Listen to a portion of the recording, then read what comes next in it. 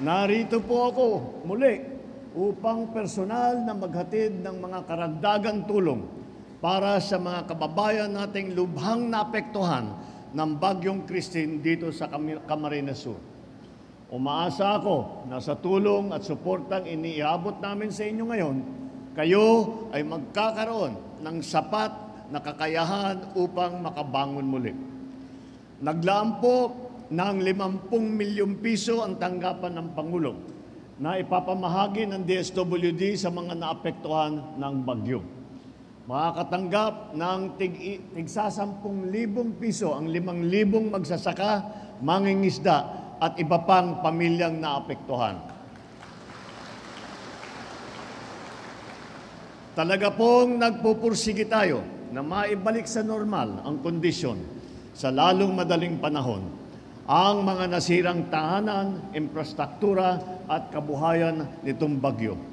Mga kababayan, hindi po na iba sa atin ang madaanan ng bagyo. Ngunit itong nakaraang hagupit ng Bagyong Christine talagang ang lawa ng pinsala. Tayo po ay nakakaranas ng talaga ng epekto ng tinatawag na climate change.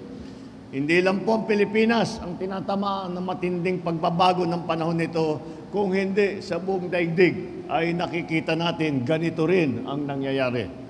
Kaya kailangan natin gumawa ng masusi at maagap na solusyon upang hindi na muling mangyari ang ganitong kalaking pinsala dala ng mga bagyo. Nagbigay ako ng direktiba sa bawat ahensya ng gobyerno na gumawa ng mga estratehiyang akma sa ating pangmamalawakang batinding pagbaha at maiwasan na ang ganyang klaseng baha sa kabila ng inaasahang pagbabago ng panahon. Inatasan ko ang DPWH na muling pag-aralan ang Bicol River Basin Development Program. Hulyo nitong taon ay nakumpleto na ng Department of Public Works and Highways ang updating, ang pagbabago ng master plan at feasibility study ng Bicol River Basin upang gawin itong akma sa mga hamon ng pagbabago ng klima natin. Sa kasalukuyan ay inaayos na ang detailed engineering design na inaasahang masisimulan sa first quarter na susunod na taon.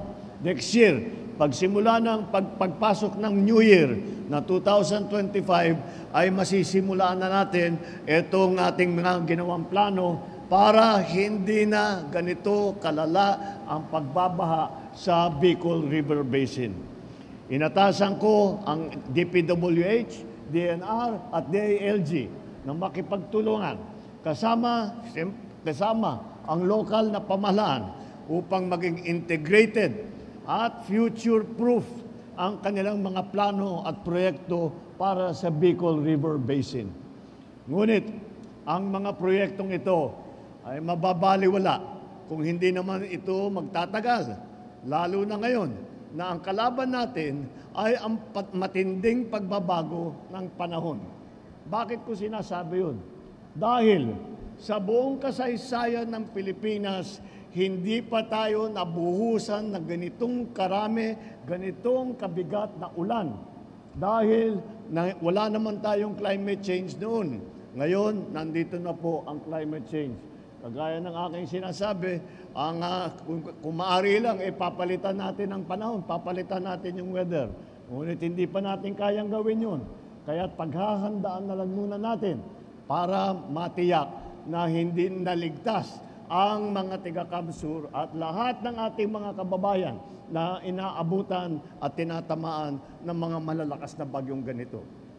Kaya sa DPWH, DOTR, DTI at iba pang ahensya, dapat masiguro natin na ang infrastruktura ay matitibay at pinag-aralan ng mabuti. Suriin ninyo ang mga materyales na gagamitin at mga proseso sa pagpapagawa ng mga ito. Para naman sa DBN, sisiguruhin na tuloy-tuloy ang pagtugon sa mga ahensya ng gobyerno sa pamamagitan ng Quick Response Fund. Lalo na at may banta pa na panibagong bagyo sa puntong ito. Nais kong muling pasalamatan ang ating mga kasamahan sa ASEAN. Ang ASEAN na nagpadala po ng tulong kahit kagaya ng ibang lugar, tinamaan din sila ng bagyo, ngunit binigyan pa rin tayo ng tulong.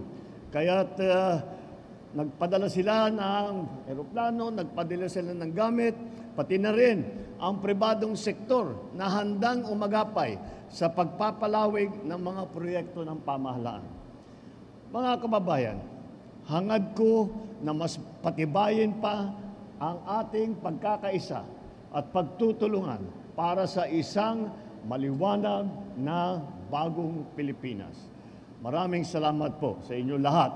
Mabuhay ang bagong Pilipinas at magandang umaga po sa inyo.